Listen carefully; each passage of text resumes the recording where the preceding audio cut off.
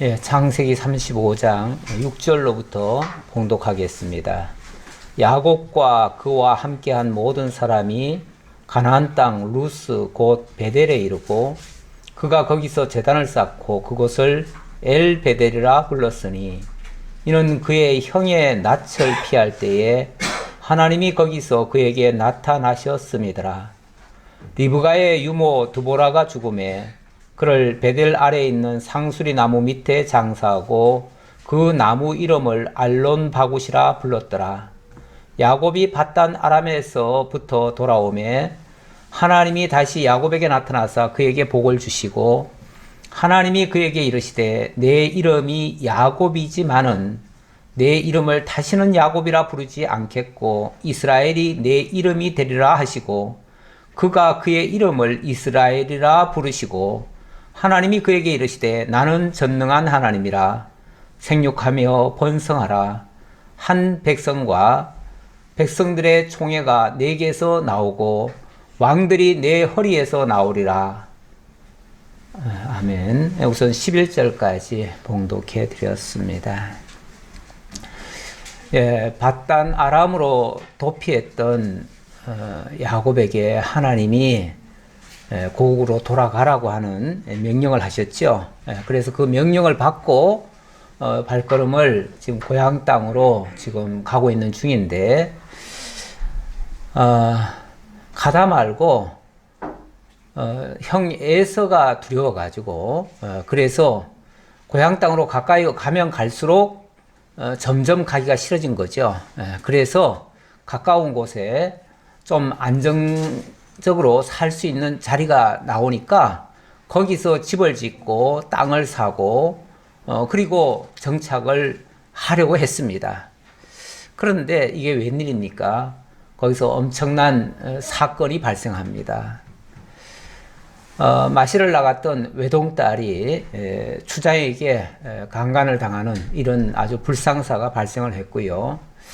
이것 때문에 또 아들들이 야곱의 아들들이 복수를 하느라고 할례를 받으면은 통혼을 할 수 있다 이렇게 거짓말로 속여놓고는 그리고는 무자비하게 그 할례 받은 남자들을 몽땅 다 죽였습니다. 할례를 받게 해놓고 할례 받은 사람들 다 죽여버렸어요. 이거는 종교를 이용해가지고 사람을 죽이는 아주 무지막지한 행위죠. 이건 일반 범죄보다도 어떤 면에서 훨씬 더 악한 일이에요. 자관 종교의 이름으로 사람을 해치고 한다는 거는요, 이거는 세상의 그 어떤 범죄보다도 더 흉악무도한 그런 범죄입니다. 이거는 어떤 것으로도 사실은 용서가 안 됩니다. 그런데 이제 이렇게까지 일이 커지니까 야곱은 큰일 났죠. 야곱은 이제 이 문제를 해결할 방법이 없습니다. 이제 모든 주변 민족들로부터 이제 원수가 돼버렸어요. 그랬으니 이제 이대로 가면은 꼼짝없이 자기들은 다 죽게 됩니다. 그래서 두려워 벌벌 떨고 있고 그야말로 멘붕에 빠져가지고 어찌할 바를 알지 못합니다. 그럴 때에 하나님이 찾아오십니다. 그리고 하나님께서 베델로 올라가라 하십니다. 사실은 문제 해결책이 없었던 게 아니에요. 있었던 거예요. 있었는데 그걸 모르니까 거기까지 생각이 못 미치니까 그동안 두려워 떨었던 거예요. 이 말씀 속에서 우리가 세상에서 굉장히 두려워할 때가 있습니다. 왜 두려워합니까? 하나님이 피할 길을 주신다고 하셨는데 그걸 모르거나 그렇게 전능하신 하나님을 알지 못하거나 결국 나의 신앙 없음이 문제인 것이죠. 그러니까 현실이 두려워서 두려운 것보다도 현실은 항상 두렵습니다. 사실은. 왜냐하면 이 세상에 일어나고 있는 모든 일들은 다 미지의 세계에서 있을 법한 얘기들이지 현실에서 꼭 있을 만한 얘기들만 있는 게 아니에요. 우리가 겪은 이야기만 있는 게 아니에요. 겪지 못한 이야기도 얼마든지 앞으로도 벌어질 거예요. 그러면 끊임없이 무서운 일들이 발생하는데 그 무서운 일들 닥칠 때마다 우리가 두려워만 할 겁니까? 문제 해결도 못하고 그거 앓기만 할 겁니까? 그렇다면 그거는 믿음 없는 모습이죠. 예. 문제가 아니고요. 악한 현실이 문제가 아니고요. 나의 믿음 없음이 문제라는 것을 우리는 알아야 됩니다. 그래서 우리가 두려워 떤다고 하는 것은 나에게 아직까지 이만한 믿음이 없구나라고 하나님 앞에 솔직히 고백하고, 그리고 하나님의 위로부터 주시는 지혜와 또 위로와 그런 어떤 평안을 간구해야 되겠지요. 그래서 그렇게 하는 것이 정말 신앙인의 올바른 자세일 테고요. 막 현실이 어렵다고 현실 막 불평하고 또 그것 때문에 뭐 사람을 미워하고 사람과 원수지고 이렇게 하는 거는 나의 올바른 처신이 아니다. 신앙인의 태도는 아니다라는 것을 알 수가 있습니다. 자, 어쨌든 하나님은 우리 사도 바울이 그런 말을 했지요. 어떤 환난을 주시더라도 다 피할 길을 주신다고요. 피할 길을 하나님은 쉽게 말하면 대안이 다 있어요. 우리 하나님은 전능자시기 때문에 오늘 본문에도 그 얘기가 나오는데 나는 전능자야 이 얘기 하십니다. 나는 전능자야. 전능자가 뭘 못하시겠어요. 전능자란 말은 모든 걸 다 하실 수 있는 분이다 그 얘기예요. 다 하실 수 있는 분이 주시는 현실이에요. 환경이에요. 그렇다면 그거는 대안이 있고 또 피할 길도 있고 얼마든지 헤쳐갈 수 있는 방법도 있다는 얘기예요. 왜? 전능자가 주시는 거니까. 그러니까 하나님이 주신다는 것만 알면 우리는 그것 때문에 두려워하고 그것 때문에 할 일 못하고 그것 때문에 좌절할 일은 아니다 라는 것을 다시 한번 명심할 수가 있습니다. 그래서 그제서야 깨달은 거죠. 그렇지. 우리 하나님께서 이미 그 베델이라고 하는 곳은 벌써 30년 전에, 약 30년입니다. 왜냐하면 벌써 20년 만에 나왔는데 나온 이후로도 한 10년 이상 흘렀어요. 어쩌면 더 흘렀을 수도 있어요. 제가 지금 정확한 통계를 잡을 수가 없어요. 그 횟수를 밝히지는 않았기 때문에. 그래서 대략 잡는데 한 30년 정도 지났다고 보고 30년 전에 베델에서 하나님이 약속을 하셨어요. 하나님께서 이곳으로 무사히 돌아오게 하시면 이 집은 하나님의 집이 될 것이요 나는 하나님께 11조를 드리며 하나님을 이렇게 섬기겠나이다 라고 신앙 고백까지 했어요. 한마디로 서원을 한 거죠. 서원을 했어요. 그리고 하나님은 그리로 가라고 일찌감치 20년 전에 벌써 그걸 얘기를 하셨어요. 그래서 나왔어요. 그러면 뭐 이것저것 볼 거 없이 그냥 가면 되죠. 가면 되는데 이것 때문에 두려워서 못 가고 저것 때문에 두려워서 못 가고 여기가 좋으니까 못 가고 뭐 이래저래 핑계 댄 거예요. 그러다가 이제는 정말 벼랑 끝까지 간 거예요. 벼랑 끝까지. 정말 사방이 다 막혀버린 상태. 더 이상 나는 아무것도 못하는 상태. 그래서 그야말로 두 손 두 발 다 들고 우리 오늘 찬송가 천부의 의지 없어서 그 얘기 찬송하려고 하는데 그것처럼 정말 우리는 어찌할 줄 몰라가지고 하나님 나 이제 아무것도 못하겠습니다. 더 이상 할 방법도 없습니다. 내가 뭘 어떻게 해야 됩니까? 라고 했을 때 베델로 올라가. 베델 올라가면 되잖아. 내가 거기서 너한테 만났고 내가 거기서 너와 약속했잖아. 근데 왜 안 올라가? 그 말이죠. 올라가면 될걸. 그러면 지금까지 모든 이렇게 꼬인 문제들은 무엇 때문에 나온 걸까요? 결과적으로? 하나님이 약속한 대로 가라고 한 곳으로 안 가고 자기가 하고 싶은 대로 자기가 가고 싶은 대로 자기가 원하는 일만 계속 추구했기 때문에 그러니까 계속 일이 꼬였던 거죠. 결국 하나님께서 원하시는 방법이 있는데 방향이 있는데 결국 하나님의 뜻을 따르지 아니하고 내 뜻을 쫓았기 때문에 되어진 일이라고 밖에 볼 수가 없죠. 그러면 지금이라도 그러니까 언제든지요 우리는 늦는 건 없습니다. 우리가 살아있는 동안에는 늦은 건 없어요. 언제라도 깨달으면 그때 바로 돌이키면 되는 거예요. 그때 바로 잡으면 되는 거예요. 언제든지 그렇습니다. 그래서 우리에게는 기회가 없는 게 아니에요. 우리는 항상 기회가 있어요. 하나님은 항상 기다리셔요. 정말 주님 앞에 오시는 오늘 그날까지도 하나님 부르시는 그날까지도 우리에게는 기회가 있어요. 그렇기 때문에 늦었다고 생각할 건 하나도 없고요. 언제라도 깨달으면 하나님께 정말 두 손 들고 나아가면 돼요. 그래서 야곱도 이제 그렇구나. 하나님이 베델에서 부르셨는데, 베델로 가라고 하시는데, 내가 지금까지 못 갔구나. 이제라도 올라가자. 올라가려면 어떻게 갑니까? 우리 하나님 만나려면 어떻게 해야 됩니까? 우리 주 예수를 믿어라. 뭐 그 말씀 하실 때 뭐라고 그럽니까? 회개하고, 그렇게 얘기하죠. 회개하고. 네. 그래서 먼저 회개를 해야 되는데 그 방법이 뭐냐면 바로 그 모든 그동안 의지하던 것들, 자기가 믿고 의지하고 자기가 신뢰하던 것들, 하나님보다 더 좋아하는 것들, 그런 것들이 뭐죠? 그런 걸 한마디로 다 우상이라고 그러죠. 우상. 그 우상을 다 꺼내놓게 합니다. 가족들한테도, 자기뿐만 아니라 온 가족들한테 가지고 있던 모든 우상들 다 끌어내라. 그래가지고 그것을 아낌없이, 다 아까운 것들이죠. 다 존귀한 것들이죠. 그것들을 아낌없이 상수리 나무 아래에다 다 갖다 묻어버립니다. 다시는 이제 쳐다도 안 보겠다, 그 얘기죠. 다시는 그거 의지하지 않겠다. 그래서 몽땅 다 거기다 버리고, 그리고는 이제 옮깁니다. 발걸음을 베델로 옮깁니다. 그런데 놀라운 사실은 그 바로 직전까지도 이제 야곱은 우리는 이제 다 죽었다, 우리는 다 끝났다, 이제 복수를 당할 것이고, 그러면 우리는 이제 여기서 한 발짝도 못 나갈 것이다, 이렇게 이제 생각을 했는데, 이게 웬일입니까? 아무도 안 덤벼요. 아무도 두렵게 하는 자가 없어요. 그런데 이제 거기에 말 끝에 그 말씀이 나오죠. 하나님이 주변 모든 고을들로 뭐 하게 하셨다? 두려워하게 하셨다. 하나님이 오히려 그 야곱을 해칠 만한 사람들한테 두려움을 안겨다 준 거예요. 두려움을 안겨다 주니까 그들이 감히 야곱을 건드릴 수가 없어요. 건드릴 수가 없으니까 야곱이 가는 대로 내버려 두는 거예요.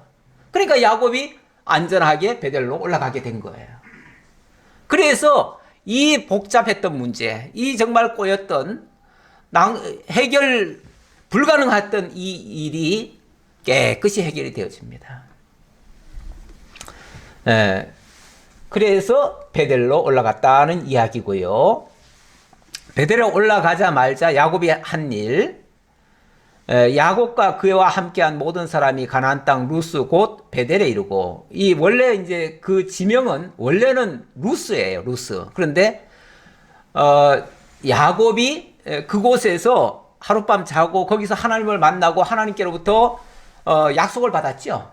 그 약속을 받고 하나님이 이 약속대로 다 이루어 주시면 이곳이 하나님의 집이 될 것이요 라고 자기가 신앙 고백을 했어요. 자기가 한 말이에요. 베델이라는 말은 자기가 지어놓은 말이에요. 근데 하나님이 알려주셔서 지어놓은 말이죠, 물론. 근데 베델이라는 말이 뭐냐면 이 벳이라는 게 집이라는 말이고 엘은 하나님이잖아요. 그러니까 하나님의 집이란 얘기예요. 그러니까 하나님이 약속대로 다 이루어주시면 이곳이 바로 하나님의 집이 될 것입니다. 집이라고 해가지고 이렇게 뭐 건물 집을 얘기하는 게 아니고 하나님이 계시는 곳이 하나님의 집인 거죠. 그러니까 여기에 하나님이 계시다라는 것을 제가 인정하겠습니다. 뭐 이런 뜻이겠죠. 네. 그래서 그 하나님의 집으로 올라간 거예요. 그가 거기서 제단을 쌓고 그곳을 엘 베델이라 불렀으니 이는 그의 형의 낯을 피할 때에 하나님이 거기서 그에게 나타나셨습니다. 이제 거기다가 베델 자체도 하나님의 집인데 거기다가 엘 베델 이렇게 얘기하네요. 엘 베델 하는 말은 이미 베델이라고 하는 거는 고유명사가 돼버렸죠. 다시 말하면 거기에 이제 이곳은 하나님의 집이 될 것이요 라고 자기가 하나님 앞에 신앙 고백을 했어요. 다시 말하면 그게 하나님이 주신 베델 언약이었던 거예요. 베델 언약인데 그 베델 언약을 하나님이 이루어 주셨다, 그 말이거든요. 그러니까 하나님이 이루어 주신 이 베델, 이 하나님의 집, 그 얘기예요. 그러니까 이 말은 단순히 하나님이 약속하셨다는 것에서 그치는 것이 아니고 약속하신 대로 하나님이 다 이루어 주셔서 오늘 이제 비록 약 30년 만에 하나님이 이루어 주셨음을 깨닫고 고백하는 또 표현이에요. 그러니까 그냥 베델이 아니라 엘 베델이다. 하나님이 다 이루신 그 베델 언약을 다 이루신 하나님이시다 라고 신앙 고백했다, 그 얘기죠. 그러니까 이런 하나가 그가 어떻게 하나님을 알고 믿고 있는가를 고백하는 말이에요. 그런 표현으로 이해하시면 되겠고요. 리브가의 유모 드보라가 죽음에 그를 베델 아래에 있는 상수리 나무 밑에 장사하고 그 이름을 알론 바굿이라 불렀더라. 리브가의 유모라고 하면 어머니 리브가의 유모란 얘기죠.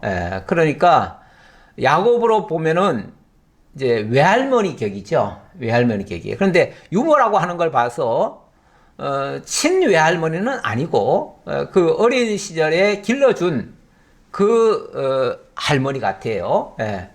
그런데 어쨌든 그래도 그 갓난 아기 때부터 키우면은요, 뭐 엄마가 따로 있나요? 키우면은 엄마지요. 그러니까 이 야곱은 이 리브가의 유모 드보라를 자기 외할머니처럼 여긴 거예요. 그리고 실제로 이 외할머니는 야곱이 왔을 때부터 야곱은 진짜 혈혈단신으로 온 거 아니에요? 아무도 자기 편이 없잖아요. 자기 편이 되어주는 사람은 어찌 보면 이 드보라가 유일했을 수도 있어요. 드보라는 뭐 이 라반은 이용하려고 때때로는 야곱을 위하다가도 어떨 때는 야곱을 아주 모질게 대하기도 했잖아요. 그럴 때도 이 드보라는 항상 야곱 편에 서가지고 야곱을 위하고 야곱의 모든 것을 챙겨주고 이렇게 했던 것 같아요. 그러니까 그 할머니를 잊을 수가 없으니까 돌아올 때도 그 할머니를 모시고 왔던 거예요. 모시고 왔는데 그러다 보니까 어쩌면은 이거는 뭐 추측밖에 할 수가 없어요. 자세한 내용이 없으니까. 어쩌면은 외할머니도 어찌 보면 야곱의 의지의 대상 중에 하나예요.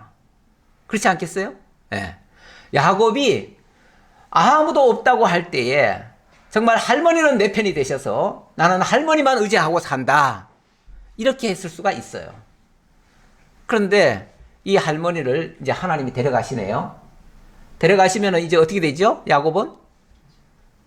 진짜 세상에서는 의지할 사람 하나도 없는 거예요, 이제. 하나도 없어요. 그 마지막 의지하던 사람까지 데려가신 거예요. 그러면은 이게 나쁜 건가요? 이게 결국은 오로지 하나님만 바라보게 만드는 거죠. 하필 이 시점에 왜 이 외할머니까지 데려가셨을까를 생각해 보면 지금 오로지 하나님만 의지하라고, 하나님 외에 다른 거 의지하던 모든 것들, 앞에서 이미 우상들도 다 버렸잖아요. 다 버렸고 이제는 인간적으로 자기 편이 되어서 끝까지 자기 옹호하고 자기와 함께 해준 그 외할머니까지도 이제 하나님이 데려가심으로 이제 없어져 버렸어요. 그러니까 인간적으로는 정말 의지할 사람이 하나도 없는 거죠, 이제. 그런데 이것이 꼭 나쁜 것만은 아니고요. 하나님께서 나만 의지해, 나만 바라봐, 이런 뜻으로 우리가 이해할 수 있다, 그 얘기예요. 그런 측면에서 이 드보라 문제를 이해하시고요. 자, 9절입니다. 야곱이 밧단 아람에서 돌아오매 하나님이 다시 야곱에게 나타나사 그에게 복을 주시고, 밧단 아람에서부터 뭐 이미 나온 지는 벌써 한 10년 전에 나왔을 텐데 지금 이 얘기를 하는 이유는 그동안에는 쉽게 말하면 밧단 아람에서부터 하나님의 말씀을 듣고 나오기는 나왔는데 하나님이 가라고 한 곳으로 간 게 아니죠. 자기 가고 싶은 데로 간 거죠. 그러니까 밧단 아람에서부터 제대로 나왔다는 의미가 없지요. 왜? 약속의 장소로 안 왔으니까. 그러니까 그동안은 오기는 왔지만은 온 게 아니었어요. 그렇죠? 오는 과정이었죠. 오는 과정이었을 뿐이고 온 게 아니었어요. 밧단 아람에서 벌써 떠난 지는 10여 년 전에 떠났겠지만 아직까지 온 게 아니었어요. 그런데 이제 베델에 왔으니까 이제는 뭐 한 거예요? 이제 드디어 온 거예요. 이제 온 거예요, 이제. 정말 오랜만에 온 거죠. 우리가 하나님의 뜻을 따라서 무슨 일을 한다고 하는데 하나님의 뜻대로 했는가 안 했는가는요, 일을 물론 시작할 때부터 우리가 의지가 있어서 시작했을 수도 있겠지만 딴 데 마음이 팔려가지고 딴 생각하면서 했다면은 그거는 엄밀한 의미에서는 하나님의 뜻을 따르는 건 아니죠. 그리고 그냥 내 생각대로 하는 거죠. 내 생각대로 계속 하다가 정말 하나님이 함께 하셨다. 정말 하나님이 인도하셨다라는 걸 깨닫는 순간이 진짜 하나님의 뜻에 순종하는 모습이겠죠. 그걸 엿볼 수가 있습니다. 자, 그런데 이제부터 엄청난 하나님의 이제 약속하신 일들이 이루어질 거예요. 이루어질 건데 이루어지기 전에 하나님이 뭐부터 주시죠? 하나님이 다시 야곱에게 나타나서 그에게 복을 주시고, 그러니까 그동안은 어찌 보면 하나님이 물론 간접적으로 뭐 사자들도 보내시고 뭐 역사를 많이 하셨어요. 많이 하셨으니까 하나님이 함께하지 않는다는 건 아니에요. 하지만 하나님이 직접 나타나셔서 뭔가를 지시하시고 가르치시고 이거는 잘 안 나왔죠. 안 나왔는데 이제 하나님이 약속의 장소에 오니까 그 하나님이 다시금 일러주시는 거예요. 일러주시면서 자, 이제부터 내가 너를 통해서 이런 일을 할 거야. 그러니까 어찌 보면 야곱이 30년 전에 이 장소에서 하나님이 이렇게 해주시고 내가 무사히 거기에서 이쪽으로 돌아오게 하시면은 내가 이렇게 하겠나이다 라고 한 거는 하나님의 큰 틀에서의 그 나라 언약과 의의 언약, 그 언약에 대한 고백이 아니고 그것과 상관없이 나를 무사히 바단 아람에 갔다가 거기서 거부가 돼서 돌아오게 하시면 그 얘기죠. 다시 말하면 인간적으로 하나님이 내 삶을 보장해 주시면 그러면 내가 하나님께 이렇게 드리겠나이다 라고 고백했던 거였어요. 그러니까 그거는 엄밀한 의미에서 그것도 언약은 언약이지만 그거는 하나님의 나라 언약과 의의 언약에 대한 이야기는 아니에요. 그런데 야곱은 거기까지는 생각을 아마 못하고 있었을 수도 있어요. 그것까지는. 그렇죠? 그것까지는 생각을 못하고 있었을 텐데 하나님이 그 사실을 다시 한번 확인을 시키는 거예요. 재확인을 시키는 거예요. 그러면서 내가 앞으로 너를 통해서 이렇게 해줄 거야. 단순히 잘 살게만 해주는 게 아니고 내가 너를 통해서 큰 나라를 이루고 정말 의로운 백성, 제사장의 나라가 되고 제사장 백성이 되게 할 거야 라고 약속하시는 말씀이에요. 그러니까 이거는 엄청난 근본적으로 하나님이 아브라함과 이삭을 통해서 약속하셨던 그 약속, 그 언약의 계승을 너를 통해서 온전히 이룰 거야 라고 하시는 말씀이에요.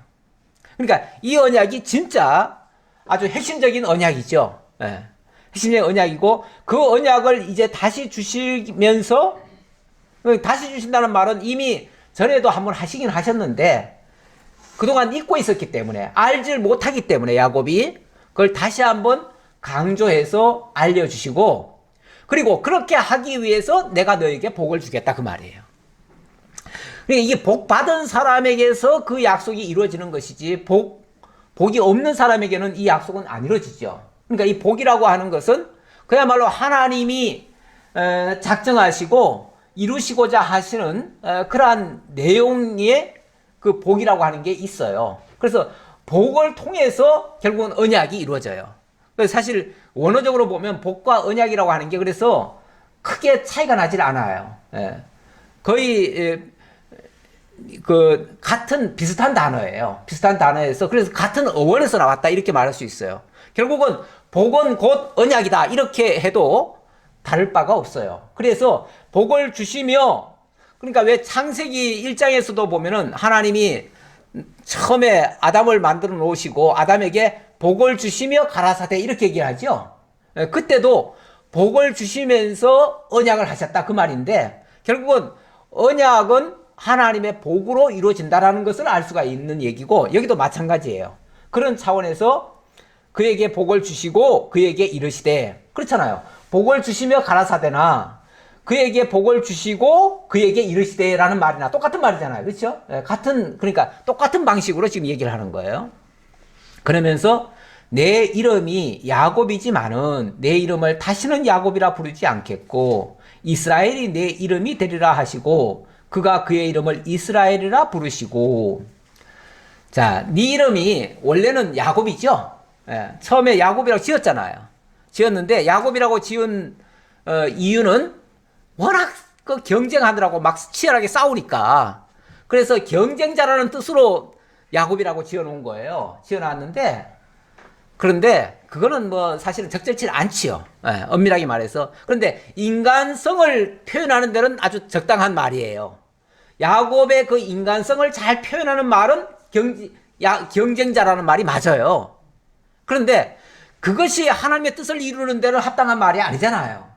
그러니까 내가 이스라엘로 바꿔주겠다. 이스라엘이라는 이름은 승리자란 얘기예요. 그러면 하나님이 그 야곱을 통해서 승리자가 되게 해서 결국 하나님의 언약이 이루어지게 하겠다. 그 얘기예요. 그러면서 지금까지도 여러 번의 어떤 어려운 일들이 있었는데 그때마다 하나님이 승리하는 모습을 보여주셨어요. 보여줬는데 야곱은 그 사실이 못 믿어지니까 두려워했던 거고요. 그럴 때마다 두려워했는데 사실은 두려워할 필요가 없이 나는 이미 승리자야 라는 사실만 믿고 나가면은 틀림없이 승리할 거예요. 할 건데 그걸 못 믿었으니까 그냥 현실에서 부딪히고 지고 이런 그러니까 승리자의 삶을 못 산 거지요. 하나님은 승리자로 복을 주셔서 만들어 놨는데 실제 자기는 승리자라는 감이 없는 거죠. 그리고 그 승리자의 삶을 못 사는 거죠. 못 살아내는 거예요. 사실 우리도 냉정하게 말하면 우리가 정말 복받은 사람들이에요. 엄청나게 하나님의 이 세상에 그 어떤 사람도 흉내낼 수 없는 그런 어마어마한 영원한 천국의 복을 이미 우리는 받은 자들이에요. 그런데 우리가 이 땅에 살면서 정말 승리자의 삶을 지금 살고 있는가라고 냉정하게 생각해 보면 그러지 못할 때가 많아요. 오히려 세상 사람만도 못하게 살 때도 가끔씩 있어요. 그래서 오히려 믿는 자로서 부끄러울 때도 있어요. 이거는 우리가 승리자의 삶을 사는 게 아니고 어찌 보면 치열하게 싸우는 자의 삶으로 살고 있는 중이에요. 원래 이 세상 자체가 뭐 전쟁터나 마찬가지이기 때문에 싸우는 건 어쩔 수 없다고 쳐도 그럼에도 불구하고 기왕 싸우는 자이긴 하지만 그래도 승리할 것을 믿고 사는 사람은 그렇게 좀 덜 힘들게 살지 않겠는가라는 생각을 해보면서 승리자의 삶을 우리도 왜냐하면 우리도 그리스도 예수 안에서는 새로운 피조물이라고 하잖아요. 그 새로운 피조물이라고 하는 것은 이전 것은 지나갔으니 보라 새 것이 되었도다. 우리는 이제 새 것이 된 자들이에요. 다시 말하면 이제는 하나님 안에 있는 자고 하나님의 삶을 지금 받은 자들이고 그래서 우리는 죽어도 살겠고 살아서 믿는 자는 영원히 죽지 아니하는 이런 삶을 가진 자의 삶이에요. 제가 오늘 말씀 묵상할 때 우리는 살아도 주를 위하고 죽어도 주를 위하여 죽는 자들이다 이렇게 얘기를 했는데 죽어도 주를 위하여 죽는다는 말은 영원히 죽지 않는다는 말과 똑같은 말이에요. 그렇기 때문에 우리가 죽음이나 삶이나 초월해가지고 모든 것을 이겨가면서 살 수 있는 그런 삶이 우리 기독교인들의 정말 위대한 능력의 삶인데 우리가 이걸 자각을 못할 때가 있어요. 자각을 못하니까 때때로 어려움 만나면 이러다가 죽는 거 아니야? 죽을까봐 벌벌 떠는 거죠. 이거는 패배자의 삶 같은 삶이 나올 때가 있죠. 이거는 믿음의 문제다. 우리가 하나님에 대한 제대로 된 믿음이 없으면은 우리도 어쩔 수 없이 그런 삶을 살 수밖에 없다라는 말씀을 드리면서 하나님은 내가 너 이스라엘로 앞으로 부르겠다. 그런데요, 이스라엘이라고 부르겠다고 했는데 성경은 계속해서 야곱이라는 이름으로 계속 나와요. 한동안 계속 나옵니다. 언제까지 나오냐면 한 42장까지인가 그때까지 나와요. 그 42장에 가야 이스라엘이라는 말이 나와요. 그때부터는 이스라엘이라는 이름을 부르는데 그것도 때때로 또 야곱이라는 이름이 또 중간에 또 섞여요. 다시 말하면 분명히 이스라엘이라고 너는 이스라엘이야. 앞으로는 너를 이스라엘로 부를 거야. 라고 했음에도 불구하고 여전히 야곱의 삶을 살고 있더라. 그 얘기죠. 성경은 그걸 지금 얘기하고 있어요. 그러니까 야곱의 삶을 살 때는요, 굉장히 불안해요. 뭔가 위태위태해요. 근데 이스라엘의 삶을 살 때는 그때는 뭐든지 막 다 승리하는 그런 모습으로 살아요. 우리가 정말 크리스찬의 삶으로 사느냐, 이 세속인의 모습으로 사느냐, 그 차이와도 같다고도 볼 수 있습니다. 하나님이 그에게 이르시되 나는 전능한 하나님이라. 자, 이 말부터 시작합니다. 나는 전능자야. 나는 전능한 하나님이야. 엘로힘, 전능자. 네, 나는 전능자야. 그 말은 내게는 못하는 게 없어. 모든 걸 다 이루어줄 수 있어. 너에게 한 말씀대로, 너에게 한 언약대로 내가 다 이루어줄 거야. 그러니까 믿고 그냥 가. 그 말이죠. 믿고 가. 그러면은 이루어질 거야.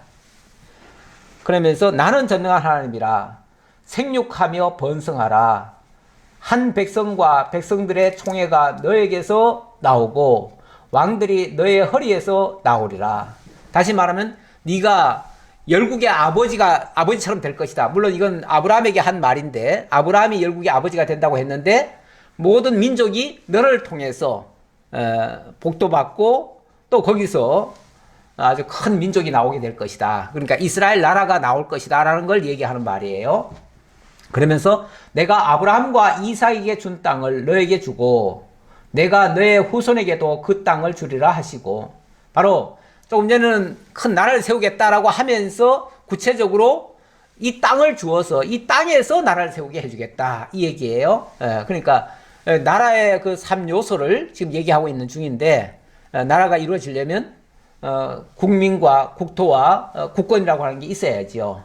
그래서 총회가 내게서 나온다 하는 말은, 그리고 왕들이 내 허리에서 나온다 하는 말은 그 국권이 너에게서 나올 것이다 그 얘기예요. 그리고 또 땅도 주겠다라고 했고요. 하나님이 그와 말씀하시던 곳에서 그를 떠나 올라가시는지라. 하나님이 이 말씀을 해놓고 하나님은 올라가셨다. 그러니까 이제 목적이 이 언약을 다시 상기시켜 주려는 거예요. 그러니까 제 언약이 하나님이 나타나신 목적이에요. 그리고 베델로 다시 올라오게 한 것도 단순히, 물론 첫 번째는 야곱에게 약속했던 대로 약속을 이루어졌다는 측면에서 굉장히 중요한 의미가 있고요. 그 다음에 그것보다 더 중요한 거는, 진짜 본질적인 거는 이 나라 언약을 주시기 위한 거죠. 이 언약을 확실하게, 그래서 아브라함에게 그리고 이삭에게 준 땅을 너에게 주겠다. 그 말은 아브라함과 이삭에게 약속했던 그 약속대로 너에게 이루어주겠다 그 얘기죠. 그러니까 언약의 계승이죠. 그래서 야곱이 하나님이 자기와 말씀하시던 곳에 기둥, 곧 돌기둥을 세우고 그 위에 전제물을 붓고 또 그 위에 기름을 붓고 하나님이 자기와 말씀하시던 곳의 이름을 베델이라 불렀더라. 뭐 베델, 엘 베델, 뭐 결국은 같은 의미로 이해하시면 되겠고요. 어쨌든 하나님이 약속하신 대로 내게 다 이루어진 그 하나님이시구나 라는 걸 더 깨달았다 그 말이죠. 그동안은 진작 이 말을 했지만은 자기가 잊고 있었는데, 이번에 하나님이 다시 상기시켜 주심으로 다시 한번 가슴에 새겼다 그 말이죠. 그리고 하나님 앞에 이제 제단을 쌓고 기름을 붓고 전제물을 부었다. 이 전제물이라고 하는 것은 붓는 제사를 얘기하는 거예요. 그러니까 피를 부을 때 또는 뭐 기름을 부을 때 뭐 그런 붓는 제사를 전제물이라고 그래요. 그래서 원래 제사에는 그 이제 온전히 태워드리는 번제가 있고 또 전제가 있고 또 소제가 있고 뭐 이런 것들이 있죠. 그거는 뭐 한 종류니까 그건 상관없고요. 뭘 했든 간에 온전한 희생을 가리키는 의미가 이 제사에도 담겨져 있습니다. 자, 그들이 베델에서 길을 떠나 에브랏에 이르기까지 얼마간 거리를 둔 곳에서 라헬이 해산하게 되어 심히 고생하여 그가 난선할 즈음에 산파가 그에게 이르되 두려워하지 말라. 지금 네가 또 등남하느니라 하매. 그런데 또 안타까운 일이 또 발생하네요. 제가 아까 문제가 다 해결됐다고 했는데, 문제가 해결됐는데 왜 이런 일이 또 발생하나요? 그러니까 문제가 해결됐다고 하는 거는 근원적인 의미에서의 문제 해결을 얘기한 거지, 이런 지엽적인 우리 일상사에서 아무 일도 안 일어난다 이런 얘기는 아니잖아요. 뭐 아무 일도 안 일어나고 다시는 아프지도 않고 다시는 죽지도 않고 그러면은 뭐 천국이 완성된 거죠. 완성된 건데, 이 땅은 그런 땅은 아니고요. 이 땅은 천국은 아니에요. 이 땅 자체는 천국은 아니기 때문에 이 땅에서는 여전히 인간사의 희노애락 같은 일들은 늘 일어나요. 그런데 그 문제가 그게 이제 문제일 수도 있고요. 정말 문제로 심각하게 받아들여야 되는 부분도 있고요. 아니면 또 다른 측면에서 있을 수도 있어요. 근데 요 라헬 사건은 또 다른 측면으로 볼 수가 있어요. 어쨌든 라헬이 뒤늦게 아기를 낳네요. 이 라헬은 원래 아기를 못 낳던 사람이죠. 못 낳던 사람인데 온갖 그 수학한 방법 다 써가지고 수단 방법 가리지 않고 하다가 요셉 하나를 낳았었어요. 요셉 하나를 낳고 그리고 나서는 더 이상 또 아기를 못 낳았어요. 못 낳았는데 어떻게 이렇게 한참 지난 다음에 베델로 이렇게 다시 돌아오다가 아기를 또 낳게 되네요. 낳게 되는데 어쨌든 굉장히 못 낳다가 이렇게 이제 뒤늦게 낳다 보니까 아마 좀 나이가 좀 들어서 낳았는지 어째서 그런지 자우가 난산이 됐다고 그래요. 그리고 죽게 됐다 그랬습니다. 그런데 그가 죽게 되어 그의 혼이 떠나려 할 때에 아들의 이름을 베논이라 불렀으나 그의 아버지는 그를 베냐민이라 불렀더라. 근데 그가 죽으면서 베논이 이렇게 외치고 죽었어요. 근데 이 베논이라는 말의 의미는 뭐냐면 슬픔의 아들이다 이런 뜻인데 그렇게 바라던 아들을 낳았는데 너무너무 슬퍼요. 왜? 그 자식을 정말 젖도 못 먹이고 자기가 키우지도 못하고 결국은 자기가 죽게 되잖아요. 그렇게 바라던 거를 얻기는 얻었는데 하나도 못 누리니까 너무 슬프잖아요. 그리고 그 아들도 어찌 보면 비극이잖아요. 너무 슬픈 일이잖아요. 그래서 슬픔의 아들, 우리 식대로 말하면 참 너는 재수도 없는 놈이다. 이런 뜻이에요. 되게 안 좋아. 별로 이름이 좋은 이름이 아니에요. 그래서 베논이라고 불러놓으니까 어쨌든 아들의 이름을 베논이라고 지으라고 어찌 보면 불러준 거 아니에요? 그래 놓고 자기는 죽었잖아요. 그리고 나니까 이 아버지가 이름을 지어야 되는데 아이고 이 슬픈 놈아 이럴 수는 없잖아요. 아이고 이 정말 재수 없는 놈아 이럴 수는 없잖아. 맨날 부르면 그렇게 불러야 되는데 그렇게 부를 수는 없으니까 아니야 그렇지 않아 이 아들은 하나님이 붙들고 크게 쓰실 아들이야. 하나님의 오른손에 붙들려서 쓸 자야. 의로운 자야. 라고 하면서 이름을 살짝 바꿉니다. 그러니까 이름은 비슷한데요. 그래서 뭐라고 붙였습니까? 베냐민 이렇게 지었어요. 베냐민. 이 베냐민이란 말은 오른손의 아들이란 뜻이에요. 이 오른손의 아들이란 말은요. 이 오른손. 항상 그 하나님의 오른손. 하나님의 손에 붙들렸다 뭐 이런 표현을 하잖아요. 그러니까 하나님의 오른손이란 말은 이게 의롭다는 뜻이에요. 하나님의 의로운 손에 붙들린 자 그런 뜻이에요. 그러니까 의의 아들이란 뜻이에요. 이게 아주 좋은 이름이에요. 그러니까 굉장히 나쁜 이름으로 지으라고 엄마가 얘기를 했는데 아빠가 아니야 나쁜 이름이 나쁜 아이가 아니야. 이 재수 없는 아이가 아니야. 이 아이는 정말 하나님의 손에 붙들려서 크게 쓰임받을 아들이야 라고 이름을 바꾼 거예요. 이름도 잘 지어야 돼요. 잘못 지어놓으면 맨날 욕만 얻어먹어요. 맨날 놀림감만 돼요. 그리고 놀림감이 되면요 사람이 기가 죽어요. 애들한테도 자꾸 놀리면요. 저도 어려서 많이 좀 놀렸거든요. 놀림 당했거든요. 그랬더니 그래서 그런지 내가 기를 좀 어려서 못 피고 살았어요.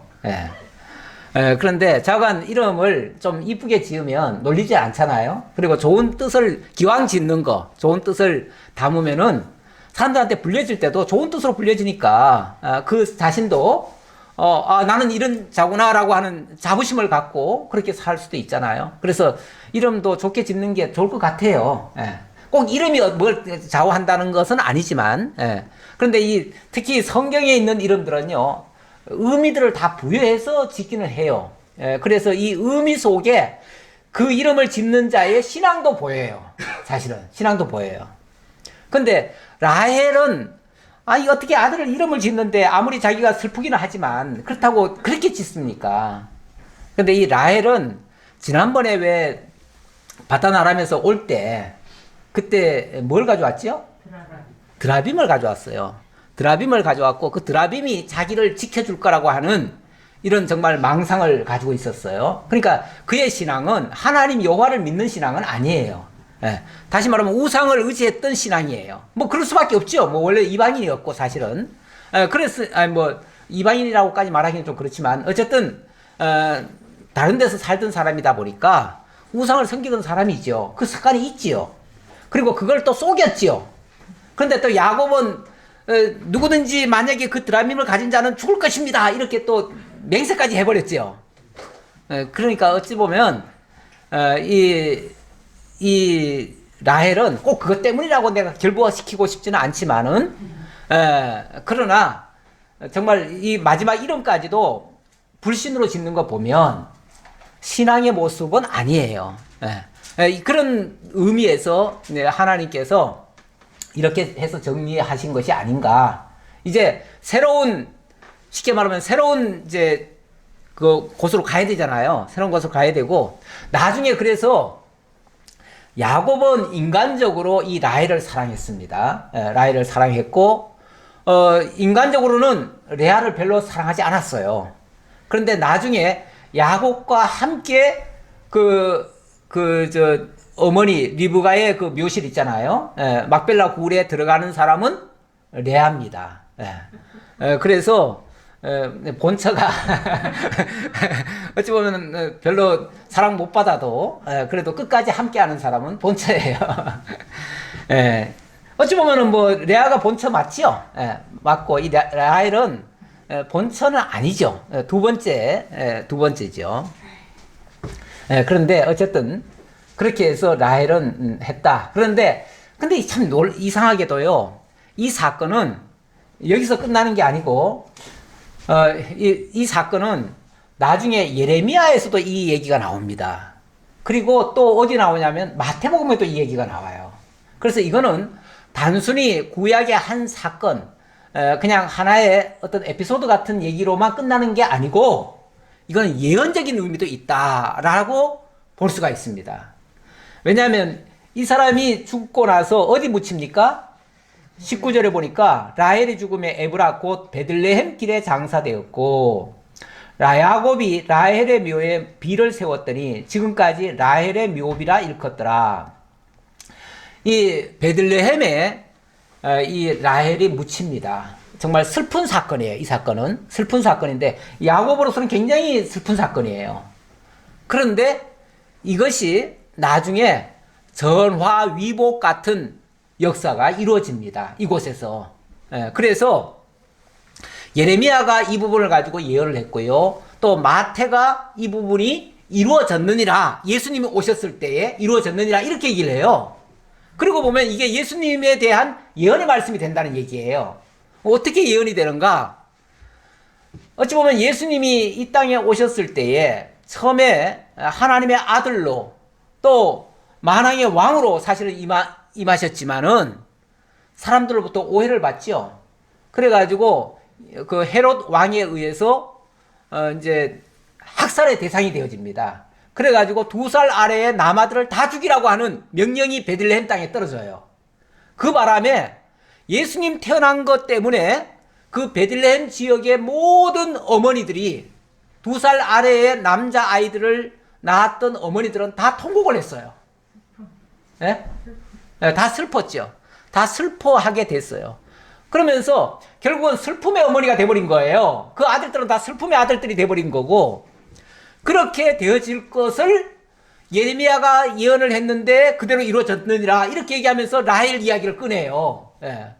그러니까 이거는 바로 이 베들레헴 지역이 아주 슬픔의 장소가 될 것인데, 거기에 한 아들이 태어나면서부터 슬픔의 장소가 될 것인데, 이게 거기서 끝나는 게 아니고 나중에는 이게 또 의의 장소로 바뀔 것이다.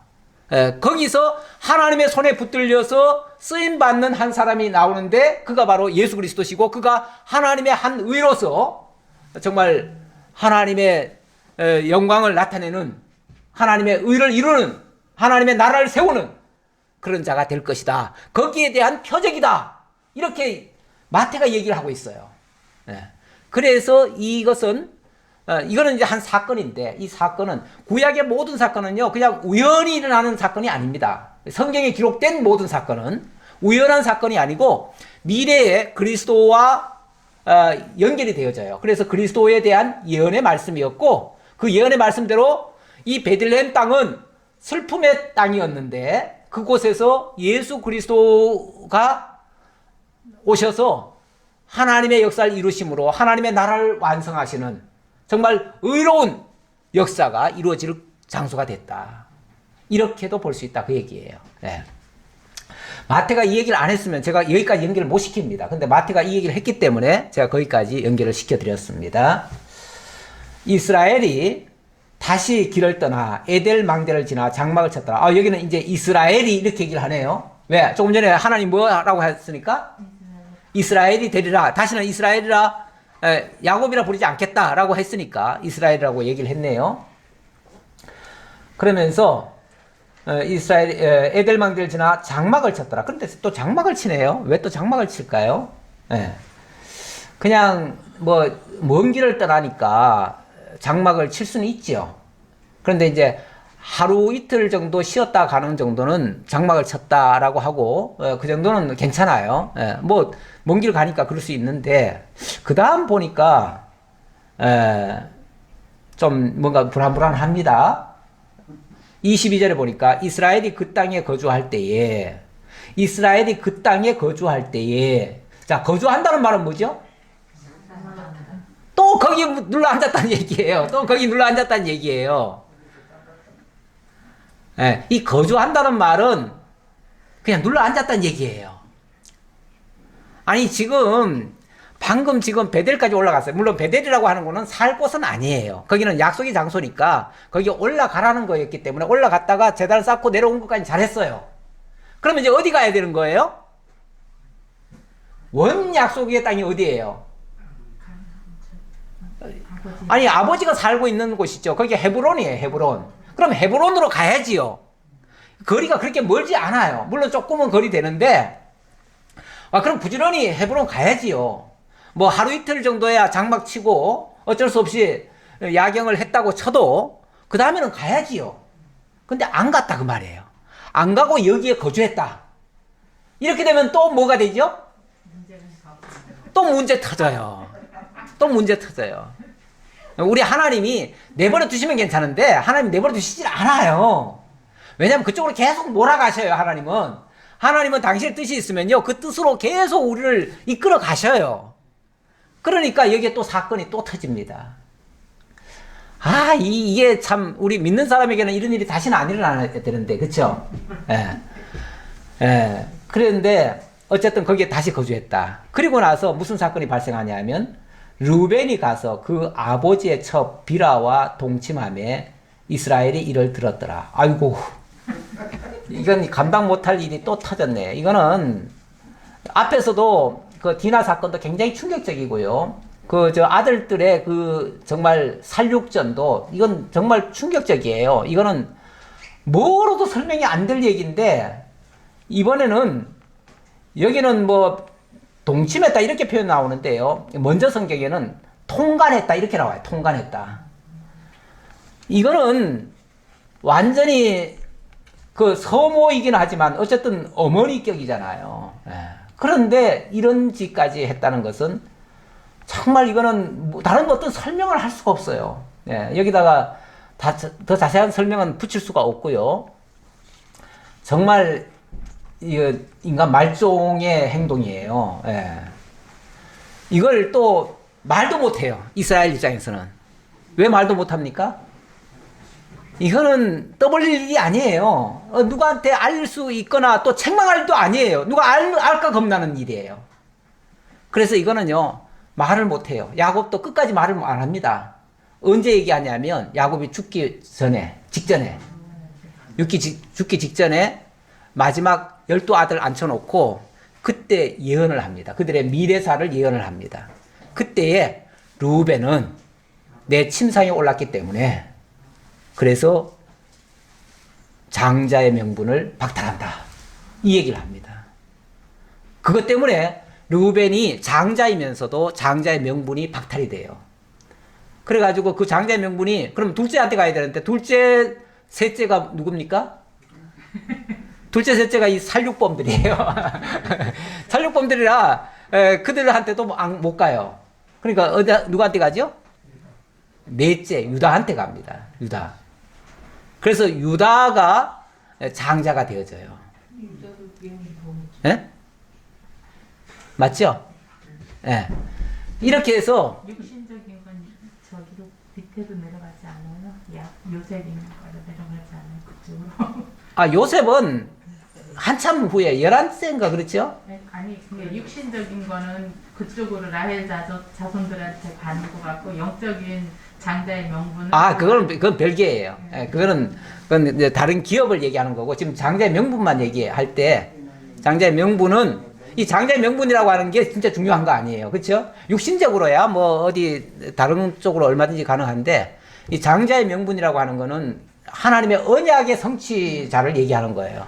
근데 이건 누구에게로 이루어지냐면은 유다 자손에게로 이루어지고 유다 자손 가운데서 나중에 다윗이 나오고 우리 주 예수 그리스도가 오신다라고 돼 있어요. 그러니까 결국은 예수 그리스도의 그 족보에 들게 하시려고 유다를 지금 하나님께서 세우셨는데 이런 과정이 중간에 있었다. 그러니까 이게 짧게 말하면은 이런 어떤 막 인간적인 나쁜 일들 때문에 벌어진 것 같은데 하나님의 섭리사적으로 보면 하나님이 유다 자손에게서 메시아가 오게 하시려고 이렇게 역사하셨다. 이렇게 섭리하셨다라고 볼 수 있는 거죠. 우리는 그렇게 봐야겠죠. 그러면서 이제 마지막 그 내용은 야곱의 아들은 12이라. 이건 이제 정리 차원입니다. 이제 정리하는 거예요. 레아의 아들들은 야곱의 장자 루벤과 그 다음 시몬과 레위와 유다와 이사갈과 스불론이요. 라헬의 아들들은 요셉과 베냐민이며 라헬의 여종 비라의 아들들은 단과 납달리요. 레아의 여종 실바의 아들들은 각과 아셀이니 이들은 야곱의 아들들이요 밧단 아람에서 그에게 낳은 자더라. 자 이렇게 해서 그 집안을 이제 총 정리를 좀 해주고요 잠깐. 그리고 27절 야곱이 기럇 아르바의 마므레로 가서 그의 아버지 이삭에게 이르렀으니 기럇 아르바는 곧 아브라함과 이삭이 거류하던 헤브론이더라. 드디어 어디에 도착해요? 이제 헤브론에 도착했네요. 이제 그러니까 진작 왔으면 아마 야곱이 후회 많이 했을 것 같아요. 우리 인생들은 늘 후회만 하는 인생들이잖아요. 진작 그랬을 걸, 진작 왔을 걸. 우리 그렇게 진작 깨달았으면은 이런 후회를 좀 덜 하지요. 그러니까 후회하는 거는 어쩔 수 없는 인생의 운명인데 하나님 뜻을 알면 후회가 좀 덜하고 모르면은 늘 후회하다가 끝나요. 우리 인생이. 근데 야곱은 후회하는 인생을 많이 살았어요. 이삭의 나이가 180세라 이삭이 나이가 많고 늙어 기운이 다함에 죽어 자기 열조에게로 돌아가니 그의 아들 에서와 야곱이 그를 장사했더라. 진작 왔으면은 엄마도 보지요. 그 좋아하던 자기를 사랑하던 그 엄마도 볼 텐데 너무 늦게 오는 바람에 어머니는 이미 돌아가셨고 그리고 아버지도 자기가 돌아온 지 얼마 안 돼 가지고 아버지도 돌아가시네요. 근데 또 아버지는 또 왜 또 돌아가신다는 얘기가 또 나올까? 그 얘기는 시간상 다음에 얘기하겠습니다. 기도하겠습니다. 아버지 하나님 감사합니다. 우리 하나님의 계획과 섭리는 빈틈이 없고 하나님의 영원한 뜻을 이루어가는 과정에 있음을 저희들이 오늘도 말씀을 통해서 깨닫게 됩니다. 그래서 이 세상에 일어나는 모든 일들이 하나님의 뜻을 벗어나는 것이 없고 하나님의 뜻을 이루기 위해서 세상 역사도 다 일어난다는 사실을 깨닫고 아버지 하나님, 하나님의 말씀을 믿고 세상 두려워하지 않으며 넉넉히 이겨갈 수 있는 정말 믿음의 사람들, 야곱이 이스라엘로 바뀌었듯이 그리스도 예수 안에서는 새로운 피조물로서 승리자의 삶을 살아갈 수 있는 저희 모두가 되게 하옵소서. 감사드렸고 예수님 이름으로 기도하옵나이다. 아멘.